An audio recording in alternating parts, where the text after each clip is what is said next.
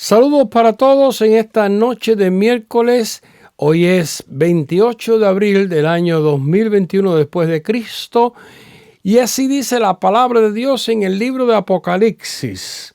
Entonces vi en medio de los cuatro seres vivientes y del trono y los ancianos a un cordero que estaba de pie y parecía haber sido sacrificado. Tenía 7 cuernos y 7 ojos, que son los 7 espíritus de Dios enviados por toda la tierra. Se acercó y recibió el rollo de la mano derecha del que estaba sentado en el trono. Cuando lo tomó, los 4 seres vivientes y los 24 ancianos se postraron delante del Cordero. Cada uno tenía un arpa y copas de oro llenas de incienso, que son las oraciones del pueblo de Dios, y entonaban este cántico nuevo. Vamos a invocar a Dios y presentarnos en oración. Dios nuestro, nos presentamos delante de ti, sabiendo que tú estás en nuestros corazones, en nuestras mentes, estás donde quiera. Y gracias por esta manera de estudiar la palabra de Dios y compartirlo por estos medios cibernéticos. Permite que para todos nosotros aquí y más allá sea tu palabra en esta noche un toque de inspiración y de motivación a la vida cristiana. Oramos por Jesús. Amén. Queridos hermanos y amigos, estamos en el segundo estudio de la serie que hemos llamado Las fórmulas de las maravillas de Dios.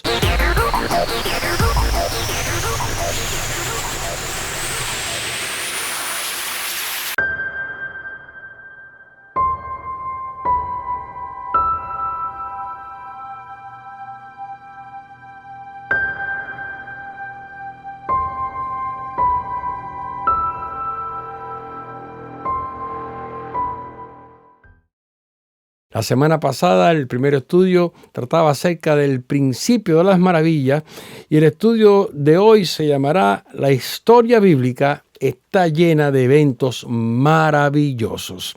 Pero antes, por favor, pongan atención a estos anuncios y motivos de oración que queremos compartir.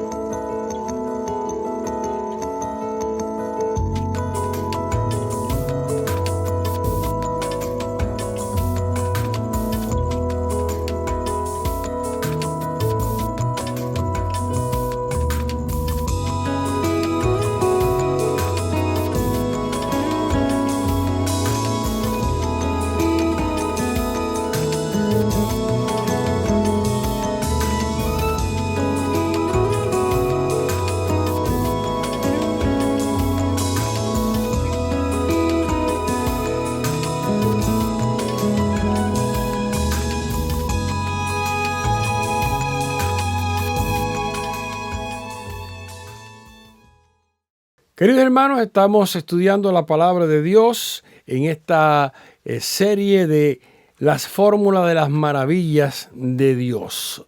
Este estudio de hoy es el segundo de la serie y se llama La historia bíblica está llena de eventos maravillosos. Recuerden que el pasaje principal con que comenzamos esta serie está en Éxodo 34:10. En la versión Nueva Internacional dice: «Mira el pacto que hago contigo», respondió el Señor. «A la vista de todo tu pueblo haré maravillas que ante ninguna nación del mundo han sido realizadas. El pueblo en medio del cual vives verá las imponentes obras que yo, el Señor, haré por ti». Vamos a recordar un poco de lo que vimos la semana pasada, que sirve de tema y asunto principal para esta serie. La Biblia nos muestra que Dios es maravilloso y que hace maravillas. A nuestros ojos, el entendimiento humano limitado de nuestra naturaleza, las maravillas de Dios son aquellas cosas asombrosas, sobrenaturales, que entendemos que Dios hace con su propia mano, con su propia fórmula. Y es que Dios actúa con estas fórmulas, con estos procedimientos, con estas maneras de hacer las cosas que solo Él conoce y aplica porque Él mismo las ha creado. Son los métodos y los procedimientos con los cuales Él hace todas las cosas. Las hizo antes, las hace ahora y las hará y las continuará haciendo porque este universo está en sus manos. Recordemos además lo que dijimos acerca del concepto de fórmula. Fórmula es un medio práctico propuesto para resolver un asunto controvertido en su elaboración. Es también una manera fija de redactar una expresión, un dictamen. Es también la composición de una mezcla de instrucciones para un grupo, para una asociación, para un partido. Una fórmula también es una ecuación o regla que relaciona los objetos desde el punto de vista de las cantidades y los valores.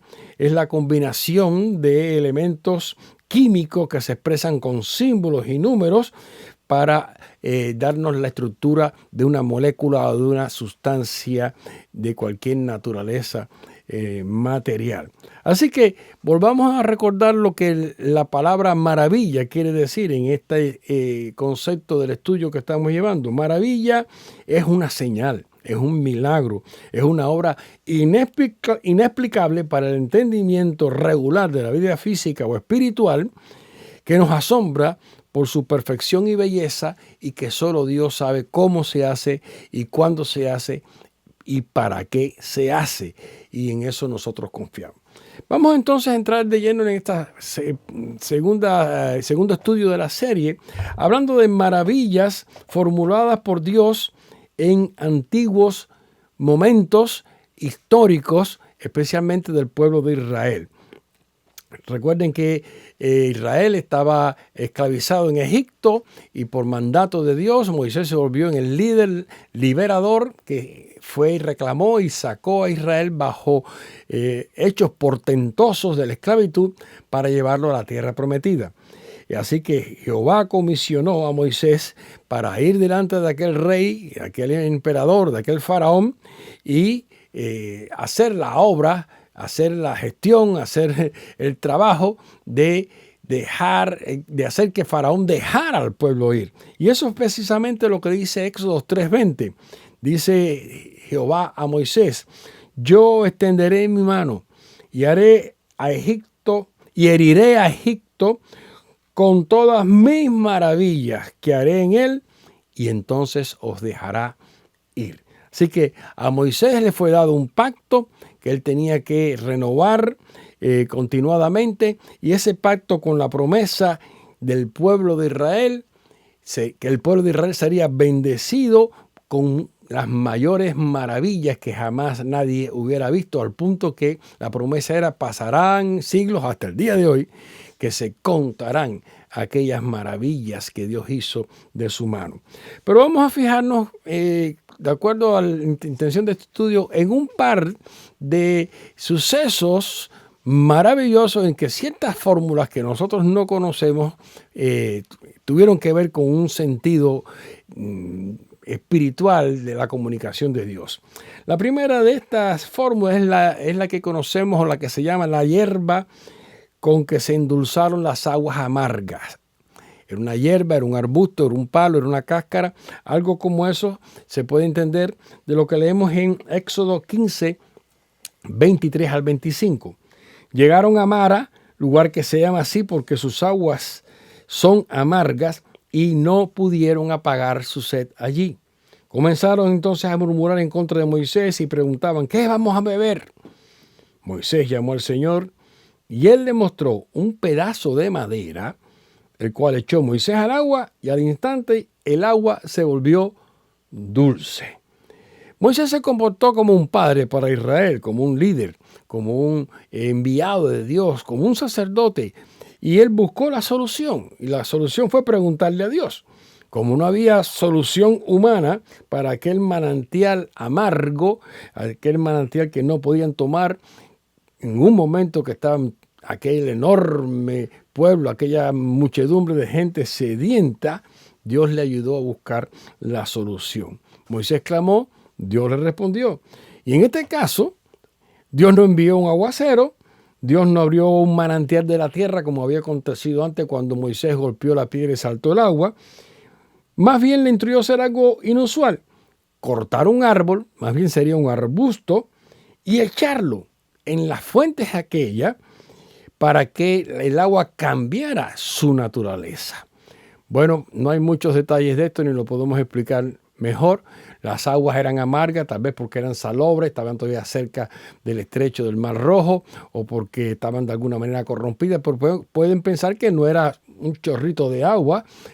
Si iban a darle agua a aquella muchedumbre, que era más de 1 millón de personas, era un gran salto de agua, pero no se podía tomar. No había quien se lo tomara.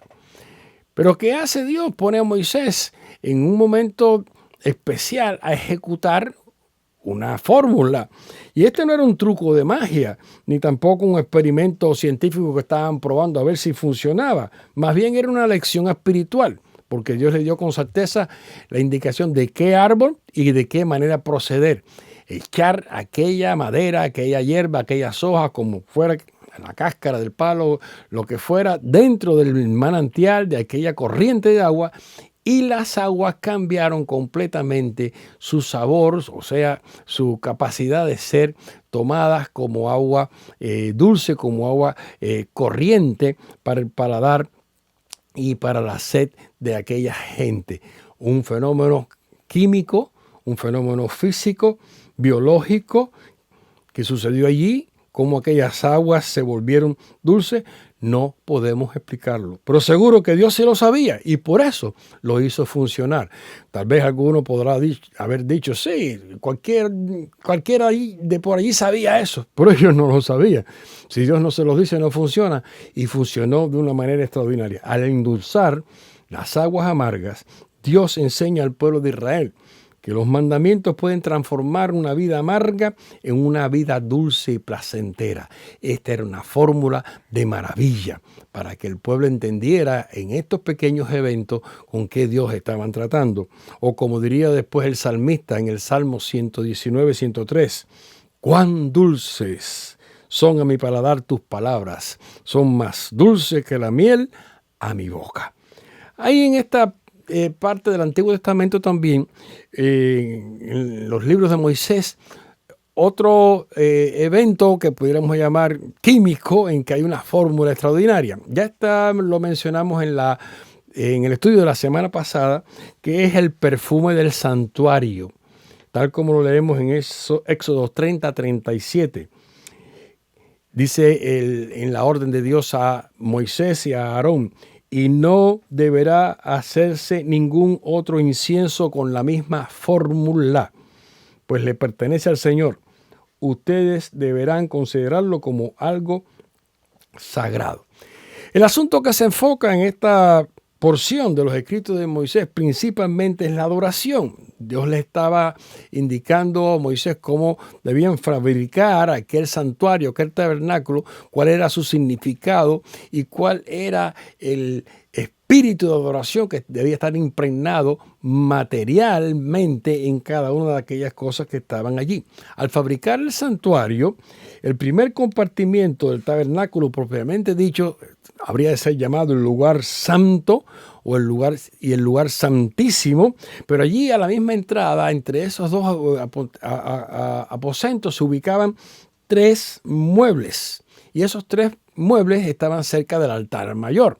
El altar mayor estaba en el lugar santo, de frente al lugar santísimo, y era donde se ofrecían los sacrificios. Era realmente un tablón tremendo, no era una mesita, era un gran mesón. Pero entre esos otros muebles que le rodeaban estaban el candelabro o candelabro, que debía alumbrar la noche y tenía un significado también ceremonial, la mesa del pan de la proposición o pan de la presencia, donde debía ponerse todos los días pan fresco como recordatorio, como memoria de que la palabra de Dios nutre al pueblo de Dios, y el altar del incienso. Según las instrucciones, este era un pequeño altar, una mesa más chiquita, pero aún así tenía sus propias argollas que permitían pasar las varas que serían la manera de transportarlo en los hombros de los sacerdotes o los levitas. Y este altar del incienso, bien pequeño, estaba acondicionado para quemar este perfume que funcionaba de esa manera. Se componía y mientras estaba solamente en el paquete no olía nada, había que darle candela y entonces al quemarlo olía fragantemente y se podía colocar en ese lugar cerca del altar. La importancia de quemar incienso era que aquellos sacrificios cruentos que se ofrecían en el altar, animales muertos, carne, pellejo, pelo, no tendría muy buen olor, lo cual significaba precisamente que los pecados huelen mal. Y el incienso vendría a significar la manera en que Dios aplaca lo sucio, lo apestoso de nuestros pecados con la gracia y el perdón. Cada vez que se encendían las lámparas del candelabro y se preparaba el altar para el sacrificio, había que encender aquel incienso que daba un perfume especial. Pero fíjense, ese perfume era único y extraordinario. Lo habían preparado aquellos hombres que Dios había capacitado con dones extraordinarios, que posiblemente habían aprendido esas artes, en algunos oficios que ejercieron mientras vivían en Egipto, pero fueron capaces de crear una fórmula, una composición única que no se podía reproducir, que estaría solamente en secreto exclusivo de propiedad del santuario para este ejercicio de carácter ceremonial y ritual. En el Salmo 141:2 dice el poeta, que suba a tu presencia mi plegaria como una ofrenda de incienso, que hacia ti se eleven mis manos como un sacrificio vespertino. ¿Qué tipo de compuesto químico, físico era aquel perfume? En este caso, un incienso. No era el incienso natural que se puede obtener de ciertas plantas, sino había un compuesto de distintas sustancias de procedencias naturales que convertían este perfume en una combinación única, secreta, exclusiva. Hoy día las agencias, y los comercios y las compañías te ofrecen un perfume que es exclusivo, pero es exclusivo para el que lo pueda pagar. No es tan exclusivo como que nadie lo pueda usar. Al contrario, quieren que lo usen para que se haga comercio con ellos. No era el caso de este perfume del santuario. De hecho, era prohibido, era sagrado y era sancionado por la ley si alguno pretendía usarlo para su propio disfrute. El incienso, por tanto, es una imagen de la vida devocional única que se dedica a Dios en una relación muy personal y en específico es una imagen de la oración en la dulzura de su olor y en la forma en que asciende al cielo, como lo leemos en Apocalipsis, en ese pasaje que al principio leímos. Dice que en Apocalipsis 5:8, cuando lo tomó, los 4 seres vivientes y los 24 ancianos se postraron delante del Cordero. Cada uno tenía un arpa y copas de oro llenas de incienso, que son las oraciones del pueblo de Dios. En este caso, en la revelación de Juan, se le atribuye este significado que para nosotros tiene gran relevancia y pertinencia. Las oraciones nuestras son un perfume único que se eleva delante de Dios y tienen una fórmula que Dios conoce bien y Dios la hace funcionar porque Él escucha nuestras oraciones y responde de una manera maravillosa. Pero un poquito más todavía en el Antiguo Testamento podemos ver que hay algunas fórmulas que encontramos en las declaraciones de la ley que nos dan también el sentido de la relación especial que Dios tiene con nosotros para hacer maravillas y para hacer cosas asombrosas. Una manera en que entendemos la fórmula de las maravillas de Dios es interpretar las listas que aparecen de maldiciones y bendiciones, tal como lo leemos en la ley de Moisés. Y es que las maldiciones eran expresiones, eran fórmulas, eran declaraciones en que se daba un deseo, en que se daba una advertencia de adversidad o desastre para una persona o para una cosa en ciertas y determinadas condiciones. Y en su contraparte, las bendiciones debían ser entendidas en el contexto de la declaración y de la relación que había entre el pueblo y su Dios, Jehová Dios. Así que debía haber esto funcionado de una forma perfecta si la fórmula se hubiera aplicado siempre. Para que no quedara duda, en la ley estaba especificado que una vez que estuvieran en la tierra prometida, debería ejecutarse una especie de teatro o en un lugar que pudiera ser una especie de estadio natural en medio de las colinas, un anfiteatro en un lugar de Israel, en la tierra prometida que ellos iban a descubrir, y lo encontraron después. Así dice Deuteronomio 11, 26 al 28. Hoy les doy a elegir entre la bendición y la maldición. Bendición si obedecen los mandamientos que yo, el Señor su Dios, les mando obedecer. Maldición si desobedecen los mandamientos del Señor su Dios y se apartan del camino que hoy les mando a seguir, y se van tras dioses extraños que jamás han conocido. Cuando el Señor su Dios los haya hecho entrar en la tierra que van a poseer, ustedes bendecirán al monte Gerizim y maldecirán al monte Ebal. Así se llamaban estas dos lomas, en medio de los cuales había un valle donde se efectuaría esta especie de teatro natural. Había una fórmula en ello. Si ustedes obedecen, las cosas van a salir bien. Si ustedes no obedecen, no hay forma que salgan bien. Eso estaba prescrito en esta combinación de declaraciones que había que leer la voz en cuello, alternándolas como una fórmula en que cada elemento, cada compuesto ocupa su lugar para dar un mensaje total. La ecuación de Dios, por tanto, aquí se balancea entre las grandes bendiciones que reciben los que obedecen, sobre lo cuales promesas fieles, todas maravillosas y prodigiosas, y las maldiciones que resultan de la desobediencia.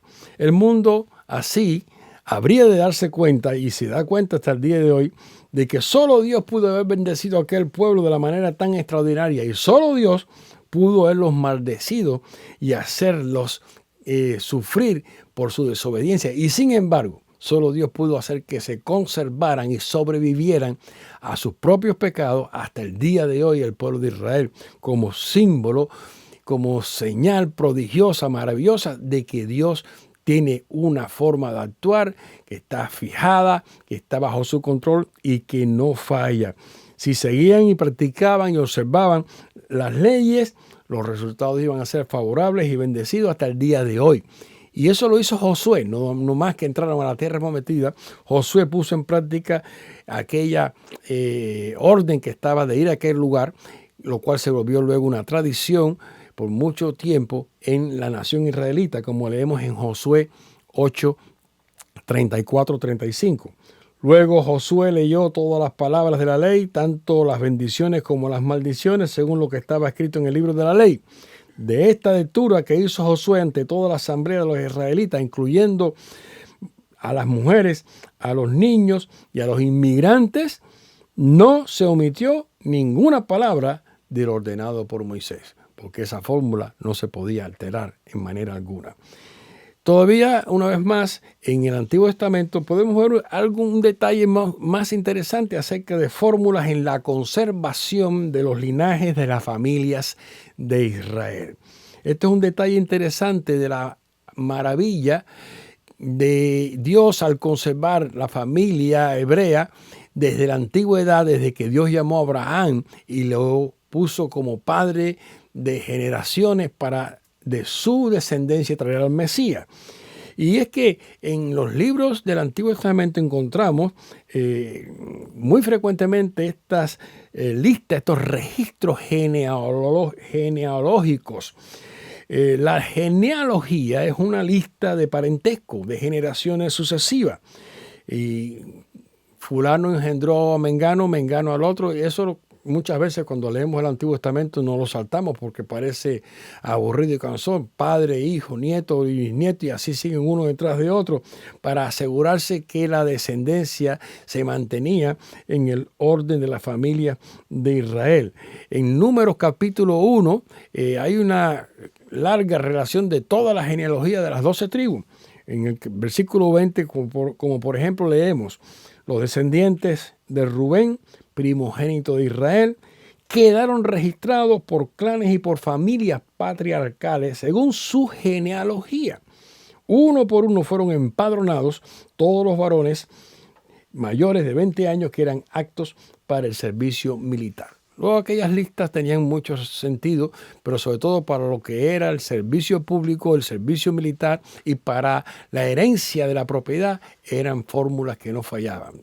Y cualquier hebreo podía decir de cuál tribu procedía, si había conservado su familia y la genealogía desde la antigüedad. Y aún todavía en el día de hoy, muchos hebreos pueden decir que lo conservan de esta manera. Es indiscutible la importancia que tuvo para los hebreos esas genealogías, pero además puede observarse que tienen importancia también literaria y teológica para los escritores y los lectores, no solo de aquella época, sino de hoy día. Porque dentro de la Biblia, dentro de las Sagradas Escrituras, las genealogías son parte del texto y de la palabra de Dios. No es una cosa inútil, no es una cosa que está por gusto, sino tiene significado y Dios lo ha hecho así, de una manera bien formulada.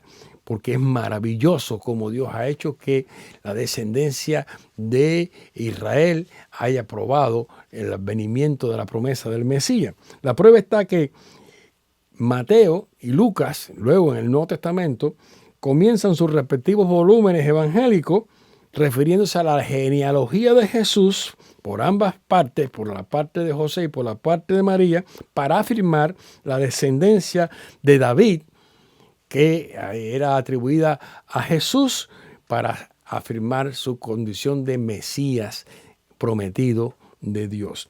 En Mateo 1:1, en esta versión que estamos usando en la internacional, dice exactamente así, Mateo 1:1, el primer versículo del Nuevo Testamento, dice, tabla genealógica de Jesucristo, hijo de David, hijo de Abraham.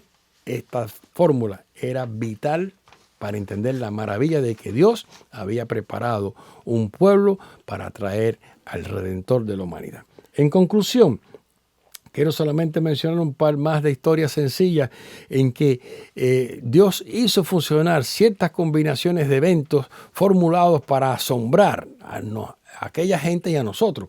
Por ejemplo, en Génesis 24:21, en aquella ocasión en que Abraham envió a su siervo Eliezer a buscar la que sería la esposa de su hijo, cuando Eliezer encontró a Rebeca, dice que el hombre estaba maravillado de ella, callando para saber si Jehová había prosperado su viaje o no. Aquel hombre respetuoso de Dios estaba maravillado de cómo Dios había hecho funcionar esto de una manera extraordinaria para que se cumpliera su propósito. O, por supuesto, volviendo a Josué, apenas entrando en la tierra de Canaán para la conquista de la tierra prometida, dice que él alistó al pueblo para el cruce de Jordán con estas palabras: santificaos, porque Jehová hará mañana maravillas entre vosotros. Hermanos y hermanas, si nuestra vida anda amargada o insalubre, roguemos a Dios con humildad, no con quejas y con lamento, sino con humildad, que Él nos mostrará esa mata, ese palo, esa hierba de salud, para que nuestras almas sean endulzadas y aliviadas. Estemos en espíritu de devoción, porque cuando hablamos con Dios, esa fórmula que es la oración funciona como el incienso que se eleva grato delante del trono de Dios. Es la fórmula que Dios mismo conoce y que ha preparado para nuestro bien, porque Dios es un Dios que hace maravillas. Terminamos pues, hermanos, el estudio de esta noche. Esperamos que todos estén bien el resto de la semana y el domingo pues en el servicio en la iglesia. Vamos a orar y así concluimos. Una vez más, Padre, te damos gracias por el estudio de tu palabra. Te pedimos que vivamos bajo este símbolo de tus maravillas, sabiendo que tú procedes y tú funcionas de manera perfecta, porque así lo has preparado para nosotros. Oramos por Jesús. Amén. Dios les bendiga, hermanos. Terminamos, nos despedimos por esta noche.